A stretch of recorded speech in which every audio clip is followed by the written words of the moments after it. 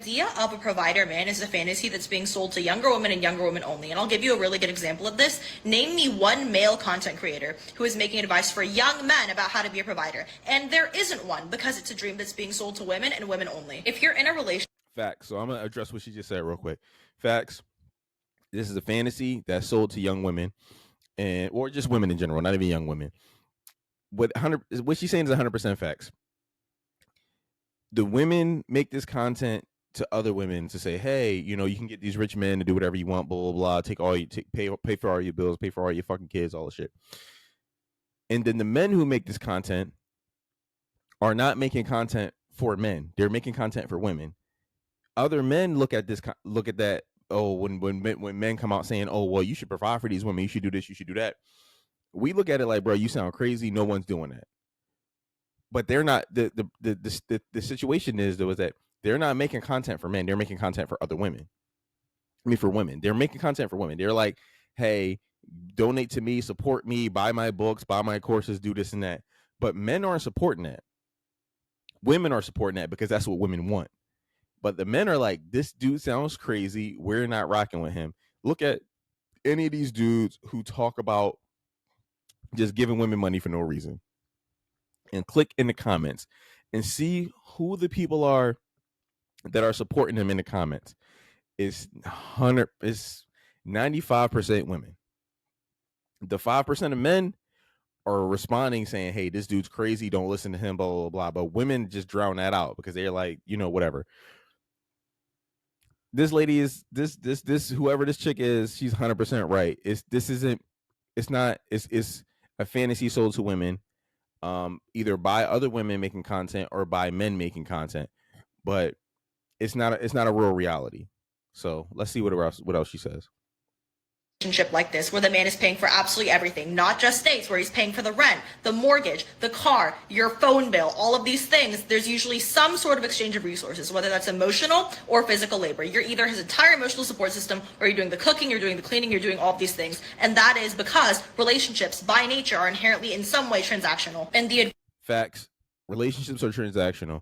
And she speaking more facts. The perception you get online when people say, hey, get money from men and, you will live this great life, right? The implication is the woman has to do nothing for those resources from that man. But that's not true. What person with resources will just give them out to someone for no benefit of themselves? Right. So the picture that's painted in a lot of these situations is that the women are like, oh, okay, cool. I'm gonna go with this guy. He's gonna pay for all this. He's gonna pay for all that. I'm still gonna work at my job, make all my money, and then he's gonna just let me keep all my money while he pays all the bills, buy me all this stuff, takes me here, takes me there, and I just save all my money and do whatever I want with my own money. And I don't have to do anything. A lot of times the chicks don't even be trying to cook and clean, right? And that's the literal bare minimum. And so there has to be some kind of exchange there, or why? Like, vagina is a dime a dozen. There's nothing special about your vagina. Although all women think that their vagina is the most miraculous vagina in the world, there's vaginas everywhere. So if you have a guy that has all these resources that pay for all your bills and our X, Y, and Z, what's making you different from any other chick? Why would he pay for your bills and not the chick that looks better than you? Because there's always a chick that looks better than you. Why? There's no reason why he would do it for you and not for the other chick. So it's transactional. You have to be giving something in return for these resources, assuming you even meet a man of that ilk that will be willing to do all that shit. So this chick is 100% right, like 100% facts. She's speaking facts.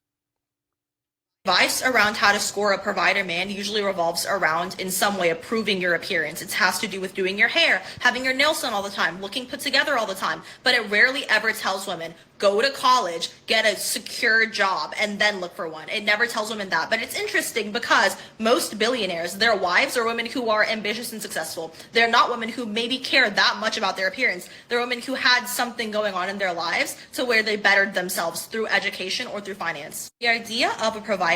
Yeah, so yeah, I mean, listen, a lot of what she said was facts. I'm gonna disagree with the last part. She said that, the woman has to have gone to college herself and did X, Y, and Z.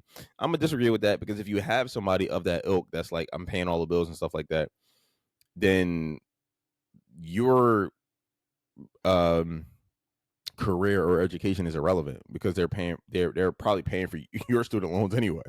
So it might be even a better idea to deal with a chick that has none of that, and so that way you don't even have to deal with those bills. You can just pay her other bills and her credit card bills and her Neiman Marcus bills and her whatever Forever 21 bills, whatever it is, and not have to pay for her college bills. So it's like I would disagree with her on that last point, because it's like, all right, well, if I'm paying for everything anyway, why? What difference does it make if I'm paying for somebody with a college degree versus somebody without a college degree? I mean, that's irrelevant. But anyway, that's kind of petty for on my end to try to point out that. But yeah, no, I mean, what she's saying is facts. Like when people make their provider man content is sold to women on false pretenses. The pretense is, hey, I will meet this rich guy, he will buy me X, Y, and Z, and everything will be great in my life. I will also work but I won't have to pay anything because I have this rich guy paying for everything, and I'll save all my money.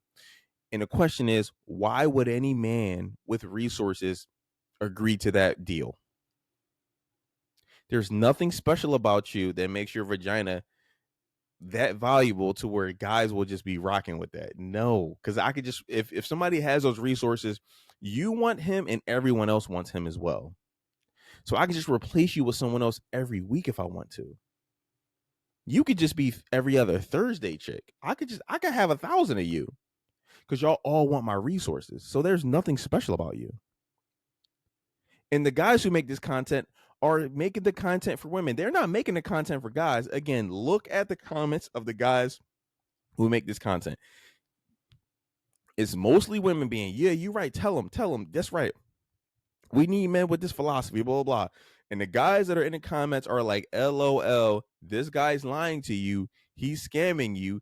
You guys are idiots. And that's just what it is. Yeah, so this is a quick one. I thought this was interesting. I wanted to react to this or whatever. So listen, let me know what y'all think, family. Like, comment, subscribe, and until next time. Are you not entertained? Are you not entertained?